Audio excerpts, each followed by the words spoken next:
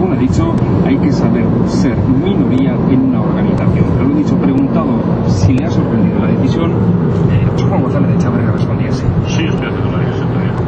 Es una decisión del ámbito de competencias del equipo. Por WhatsApp, no me cabe más que acatar la decisión, ponerme a disposición de la Ejecutiva Regional del partido y colaborar de forma más activa posible, y que en un sistema democrático hay que aceptar esa minoría en el sistema, porque